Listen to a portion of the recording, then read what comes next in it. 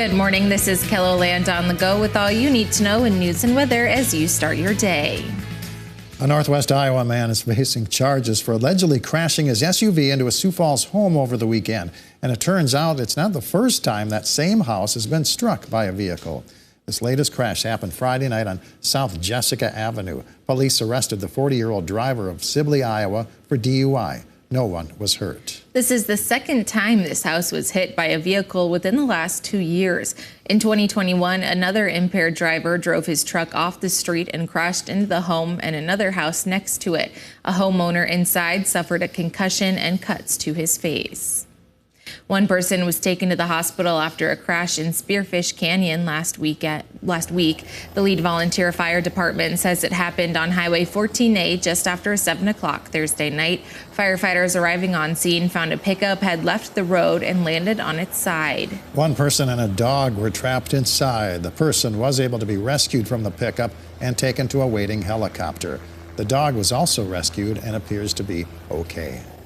Now let's get a check of our weather with meteorologist Scott Munt. Good morning, Scott. Warm start to the weekend. We are looking at a warm day today. 60s and 70s for highs, 70s across southeastern South Dakota, 60s across northern, central, western KELOLAND. But then things do change as we do go through the week. We'll watch cooler air arrive, especially toward the tail end of the week, and that will last straight into this coming weekend. So we are looking at temperatures that turn colder. Oh, and there's this too. A wintry mix may appear for this coming weekend. More details on your forecast with Brian coming up.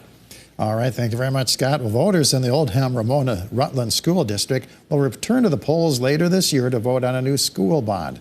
Back in September, voters rejected a nearly $19 million bond issue to build a new K-12 school.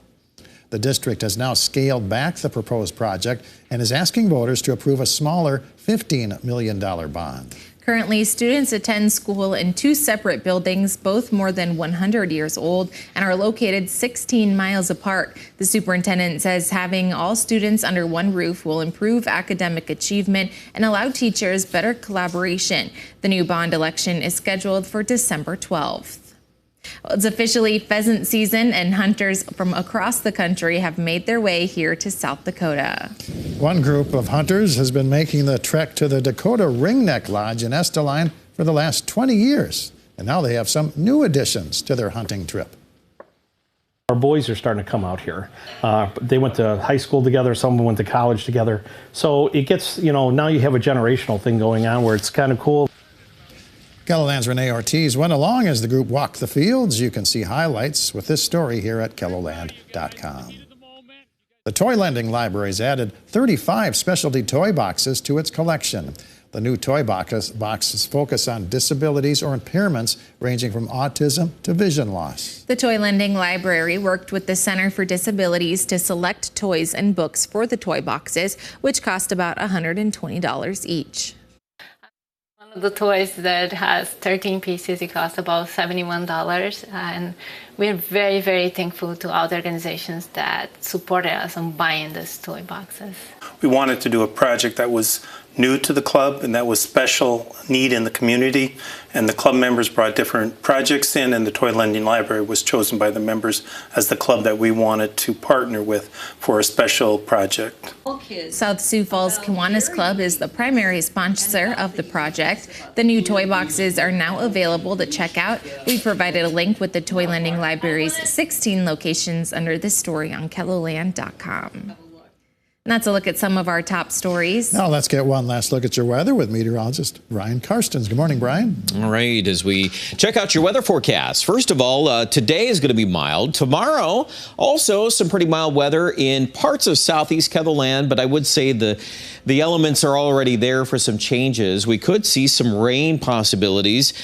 You can see this ribbon of rain there across the southeast here sometime tomorrow, late morning or afternoon. We're keeping that possibility alive in the forecast, so keep watching for updates on that particular feature. As we put this map into motion, you'll see there's actually more rain redeveloping on Wednesday in Nebraska. There's actually some more active weather this direction. Also, there's a potent area of low pressure to our northwest and already snow We checked even the winter storm watches are already out for parts of Montana, so continue to watch for that. I do expect, though, most of that particular snow will stay north of our coverage area. Could be an issue just north of Bismarck, that type of thing into Thursday. I'm more curious about the rain in the southeast here into Thursday. That day we've upped our probability of rain, showers, and thunderstorms in Sioux Falls. And then once that slides through, then we're going to watch another piece of moisture here, probably some rain, chilly rain, Thursday night and early Friday morning. And boy, does it get chilly. We're looking at highs on Friday. At this point, officially Sioux Falls at 50, but that could easily be early in the day, and we could start falling. The wind will be out of the northwest. There's some pretty cold air north of us. Look at these lows Saturday morning in the teens from Billings up to Bismarck. And yes, there's another system. This is a very busy week here, and that one coming out this weekend. In my view, that one, if any of these has a shot at producing some snow in South Dakota, it'll be that one coming out on Saturday into Sunday. Now, we're not going to put any snowfall forecasts out yet, but just for your information, the probability of some snow is increasing. So that's the trend. We'll come back. We'll revisit this subject later today and also tomorrow and the days to come. Okay, and then of course we're going to end up at the end of the month here on a colder note, so get ready for the abrupt change in the weather. Highs today in the 70s, 74 in fact in the Yankton area, 75 over in Valentine. The 7-day forecast reflecting the 60s holding in Sioux Falls through Thursday.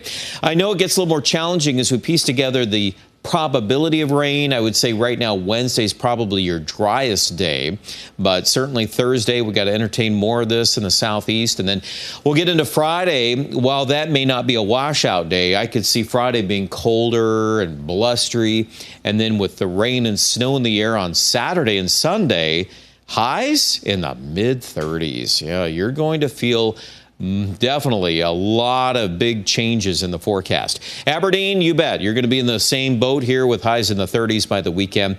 There will be some snow chances. We'll put that in there for Pierre and Rapid City.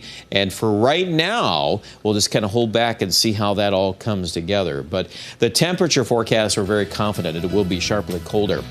Check out a lot more about the changes in the weather. That's online at KENNELLAND.com.